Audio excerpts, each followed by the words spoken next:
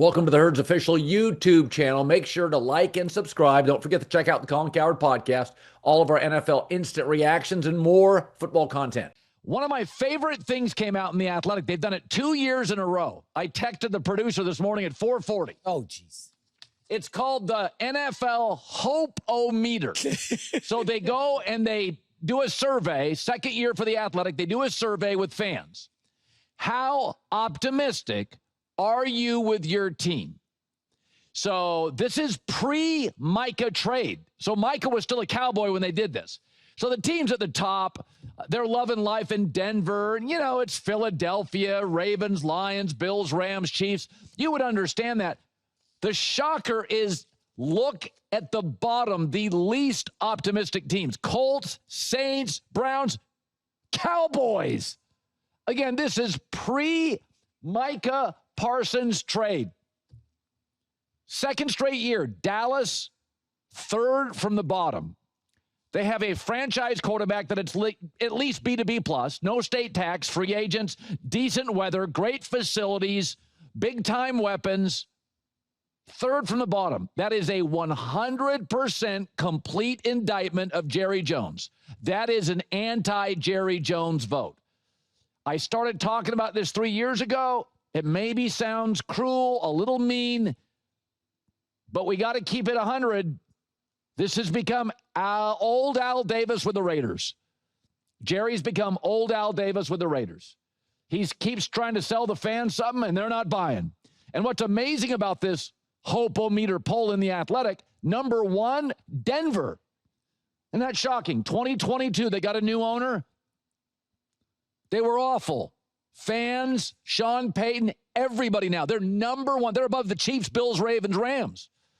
Also see where the Commanders are. They flushed out awful Dan Snyder. They're a top 10 optimism team. If you don't think owners matter, you're not paying attention.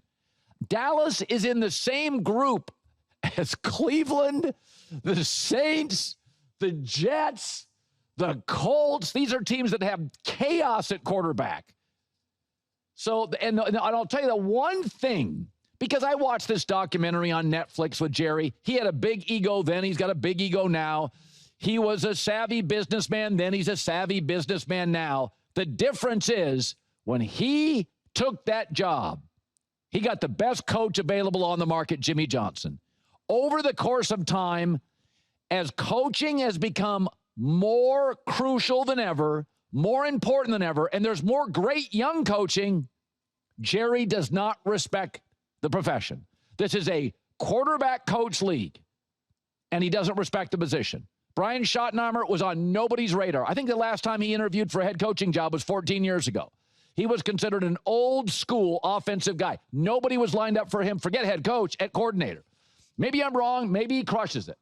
But they could have had Ben Johnson, Mike Vrabel, Pete Carroll. They didn't even interview. Not even interested. So because I think Jerry looks at it and thinks, I want to play with my toy. And there's several things that have happened that the Cowboys love the Cowboys. They, over the last decade, have more starts from the players they've drafted than any other team. They don't want outside influence. They want friends of the family. I mean, you notice it? It's very insular. This is what happened to the Lakers until they got the new owner, and that will change. And Jerry is going on any network that will listen, and I defended him on the Micah trade, but here he is on Good Morning America defending the Micah deal. We have two kinds of capital or currency in the NFL. One of them is draft picks, and the other is the financial, because every team is limited to the same amount of resources to spend. And having said that, Micah enabled us to have 4, possibly as many as 6 players for the future. That's a good trade when you need numbers. I'll take the numbers every time. Now, I'll defend him on that. I would have done it a year ago, but not right before the season. But the Cowboy job should be like that line at Chick-fil-A or In-N-Out Burger. People should be lined up around the block. If Ohio State or Penn State, Georgia have a job opening, here come the resumes. The Yankees or the Dodgers have an opening, here come the resumes. Kansas basketball, Duke, Carolina, UConn. Dallas Cowboys, Look at who's applying for that thing. I mean, it is that vote. The Cowboys are in the class with the Browns. That is a 100% anti-Jerry vote. Well, I'm fired up to announce Hard Rock Bet as the Volume's new presenting sponsor. Everybody knows Hard Rock hotels and casinos are iconic for entertainment. Well, now the Hard Rock Bet app brings more energy and excitement than ever to the world of sports betting. What does it mean for you? Well, here at the Volume, you'll start to see us use Hard Rock Bet's lines when talking about the biggest games, college or pro.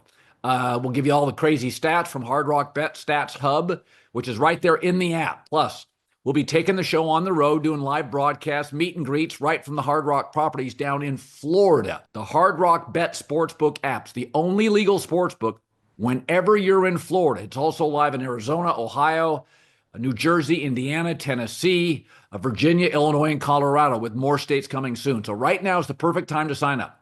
All you have to do is place your first $5 bet.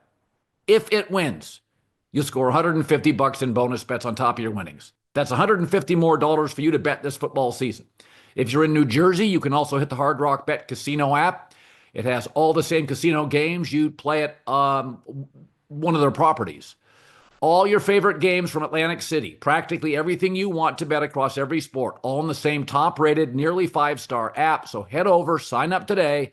Join us as we get this party started with Hard Rock Bet and roll with us all football season. So, we were saying this yesterday. It's not that Bill Belichick lost to TCU. It's how they lost. I turned it off mid-third quarter. They were humiliated. They were bad at everything. After that first opening drive, I think they went the next 6 drives, didn't complete a pass. It was really bad. So you think Bill's got his guys. Mike Vrabel's one of his guys, right?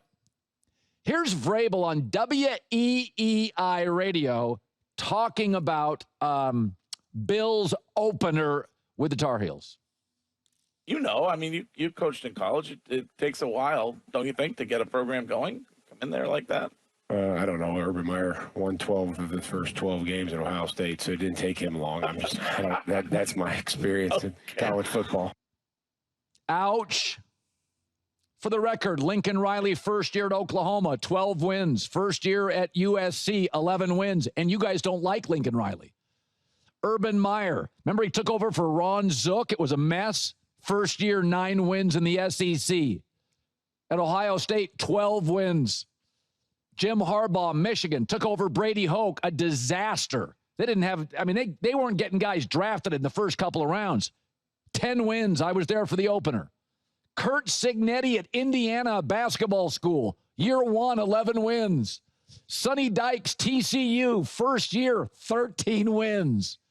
It's not like Carolina. They went to a bowl game last year. So as I said yesterday, I'm absolutely convinced the number one problem with Belichick, when it's coaching staffs or players, he just is seeking comfort. He just wants to coach and work with people that he's comfortable with.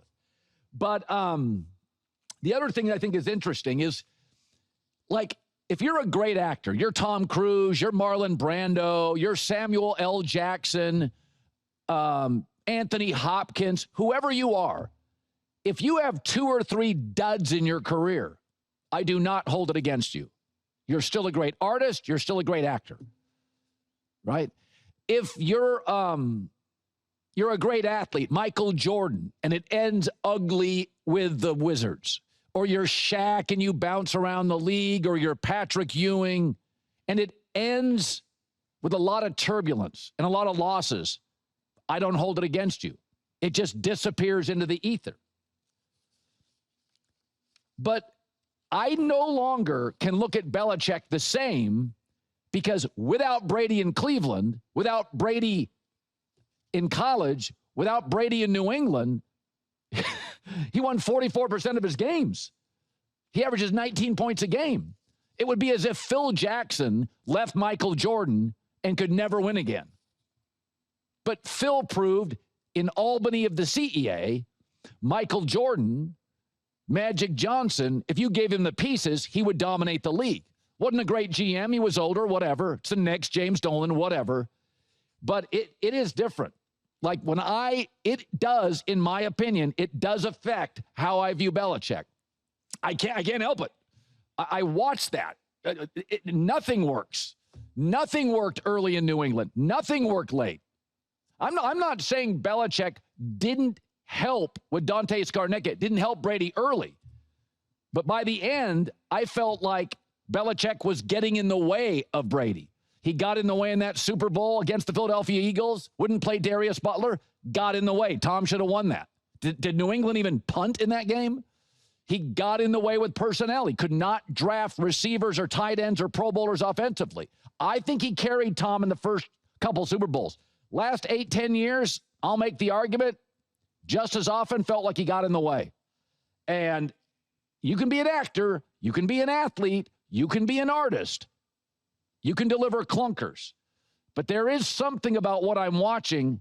It's got a Bobby Knight feel, the late Bobby Knight, that so many people told Bill how brilliant he was. He bought the sauce. And what I watched the other night, Mike Vrabel, that's an ouch.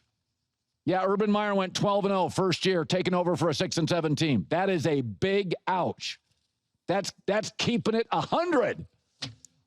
J-Mac, there are all sorts of funny things in this hope-o-meter poll.